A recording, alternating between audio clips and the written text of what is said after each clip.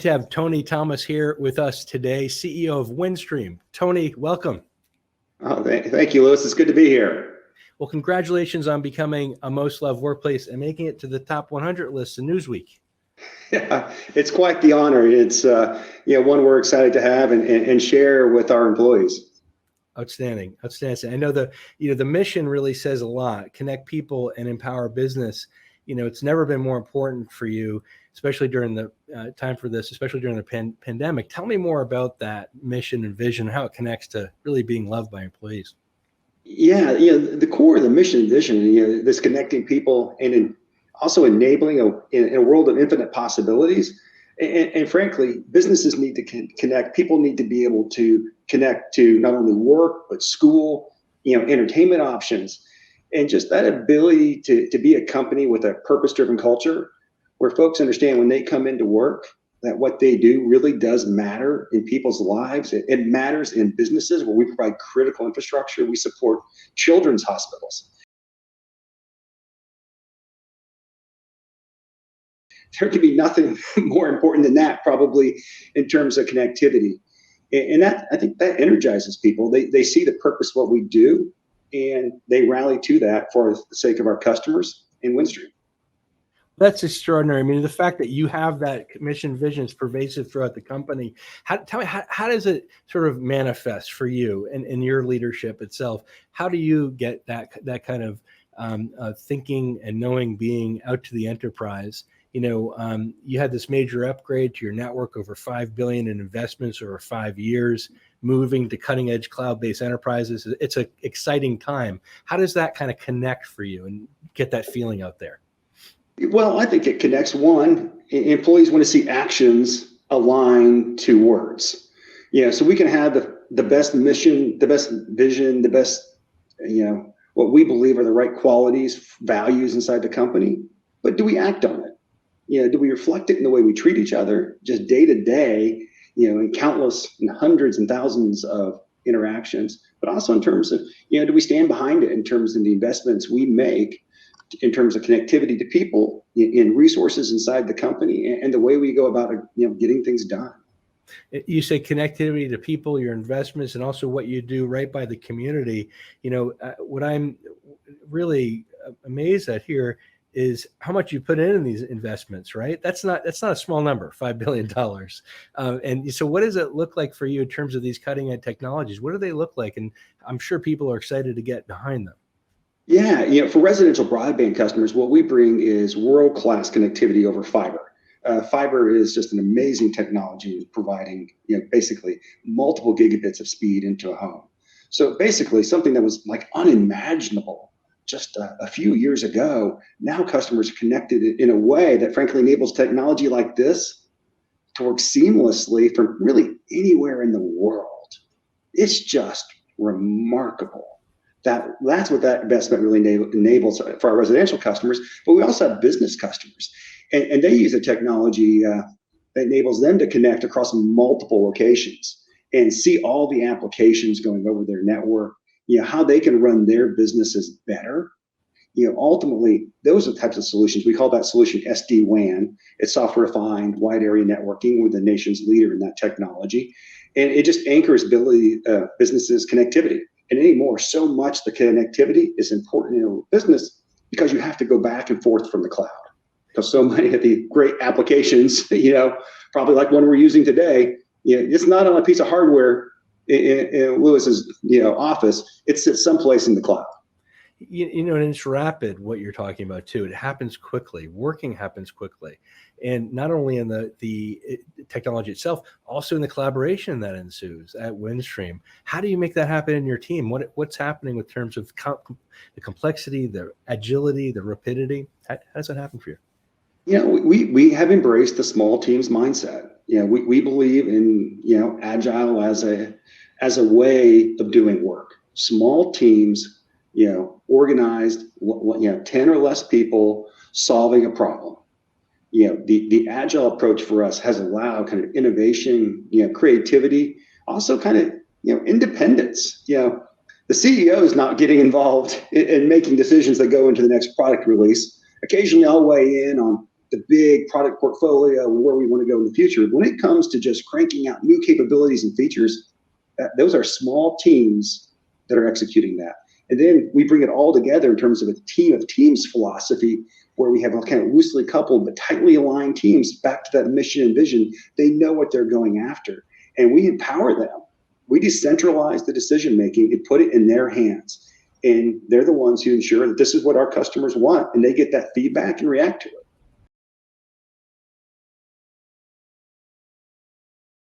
The team of teams mindset is so critical in everything you do, and has really become the crux of creating respect and within teams, and then driving it within the company, really through face-to-face collaboration, right? Have you seen that happen in real time? What does it look like when team of teams get together? And what's a great example worth you seeing it happen palpably? Really say, wow. Yeah, I can tell you what I see it's happened is it's probably not in the areas, you might see, you see it in terms of recognition. Where I see it most, where I'm most excited about it is actually in the disagreements, where when you actually have trust on a team and you can have really aggressive debates, because that's when you're really debating, like, is this really what we should be putting into our solution next? Is this really what our customers are going to love? And the fact that employees have enough trust in each other to have that kind of aggressive debate and discussion about what's best, that's when like the magic is happening. You just kind of step back and you're just like, wow, this is how and why we are winning in the marketplace. Because that's when I know we're going to get the best attributes of our products out there, because these teams know what our customers want, and frankly, they're debating it aggressively. And that's what it is, knowing what the customer wants, execute on it rapidly, making it happen. It's incredible what can happen when teams get together and do that. And one of the biggest factors that we found in our research is safety. Do I feel safe enough saying that we made a mistake? Do I feel safe enough saying we need to get better at this? And there was research that showed that all of disasters could have been diverted by feeling safe, saying what could go wrong or what we could do better. Oh, I agree 100%. And, and I'm a fan of some of that literature as well. And I believe some refer to that as psychological safety. It's that willingness to be vulnerable, to actually express a concern, to speak up, because as you allude to, we know the worst thing that can happen inside a company is when employees don't feel empowered to speak their voice, to be authentic to themselves. And if we have any goal here, it is to make sure employees can be themselves and feel empowered to speak up, because we know that is absolutely the recipe for the number one ingredient in high team effectiveness is, do I feel safe speaking up with my team? And we have to get that right. If we don't get that right, we don't win. And so that's absolutely one of the paramount things we focus on as a company. That kind of environment, like you said, it makes a difference at work. People feel safe to speak up. You also have a lot of feedback or information, advice coming back to you from all the diverse groups inside of your company. So you're listening constantly, much like your product's listening constantly. It's you connect that thing in terms of the feedback direct to you. No, absolutely. We have we have an internal collaboration tool where we share the strategy and the vision and the priorities we have for a year, and it's interactive. Employees can weigh in there. We do town halls, lots of vehicles for folks to know what's happening inside the company and make sure they understand how they connect back to our strategic priorities and the mission and vision that we have inside the company. But it's an active dialogue and debate, and lots of different kind of listening posts, if you will, in terms of what we need to do to execute what we have, but also be mindful where we need to make adjustments. A lot of times employees, organizations, when they get large, it's hard to connect the dots. They don't quite see where things connect together. They're not able to see a larger systems picture, big picture thinking, and we get so kind of myopic in our mindset. Now, what I've heard you've done is strategic communications and connect the dots video series. So what this is called is by articulating a clear, overarching long-term goals for the company and annual priorities. So people see the whole big picture like you do. Absolutely.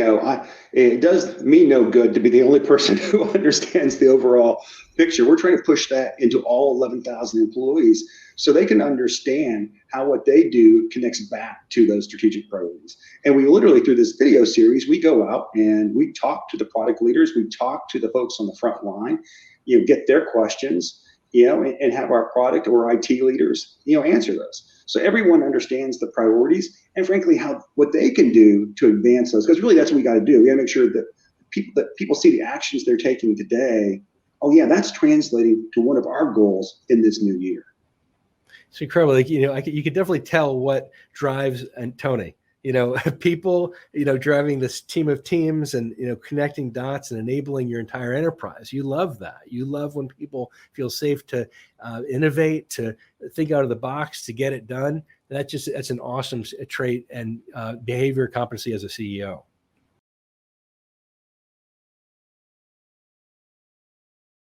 Well, one of the things someone told me a long time ago that stuck with me, all a business really is at the end of the day is a collection of people.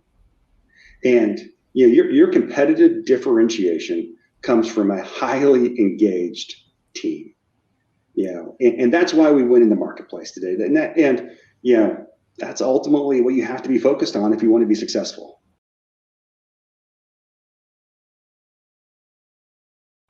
That collection of people, it's funny you said that on the most of workplace indexed, low workplace index, we call it the connection web, and showing how people are connected and collect together to create and solve problems.